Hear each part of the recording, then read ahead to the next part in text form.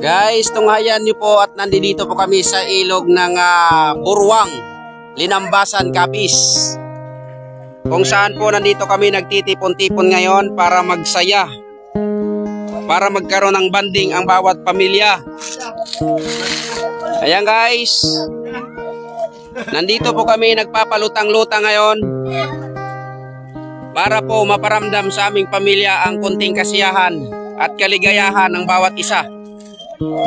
Yung sweetness ng bawat isang pamilya na nakakasama sa bawat minuto sa araw ng linggo ay sinusulit ng bawat isa para maging masaya.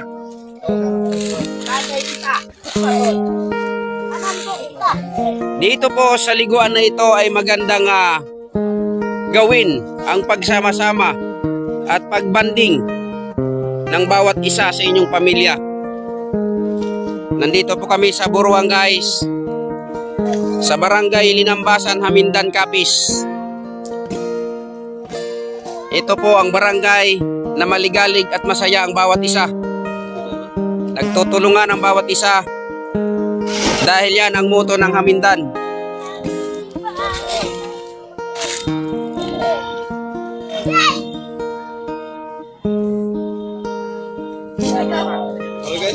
Masarap sa pakiramdam pagkasama mo ang pamilya, lalo na't kayo'y palaging masaya. Naghanda kami ng isda. Nag-ihaw-ihaw po kami dito, pero ito ay katas ng ilog ng Aranda, Burwang. Itong isda nito ay dito lang din po namin nahuli sa tubig na yan. Ayan, napakalinaw po nito. Malinaw ang ilog, pwedeng paliguan, pwedeng ekskursyonan. Kaya sa mga kapanood po ng video na ito, subukan nyo pong puntahan ang barangay Linambasan dito sa Sitio Burwang. Magandang liguan to, hindi siya hindi lumalabo yung tubig.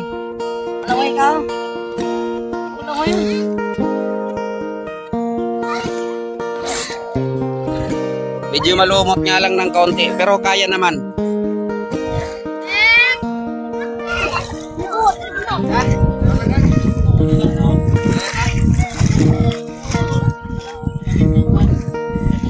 Ito yung model ng Burwang. Siya. Ito ang isang pinakapugi sa amin. Bali dalawa na sila. Ayan.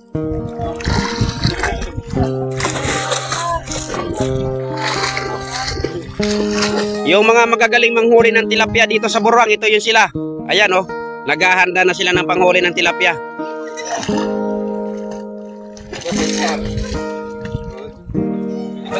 Hindi lang po sila magaling manghuli ng tilapia, kundi ang mga ibon din. Bawal ang ibon? Bawal ang ibon. Bawal ba yung ibon? Ibon na ano? Ibon na native. Ibon na native.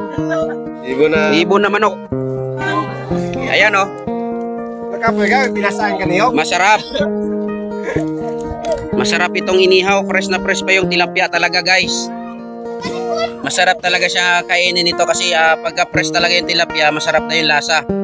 Meron pa kaming nahuli na isa oh. Yung tawag dito sa amin ni Bagtis. Ayan. Yung isdang puti yan na pagka nasa putikan hindi mo siya makikita. What?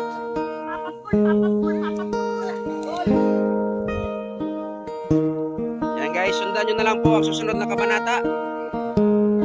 Magtatapos po muna tayo dito guys sa maliit na bidyong to. Salamat po at hanggang dito na lang.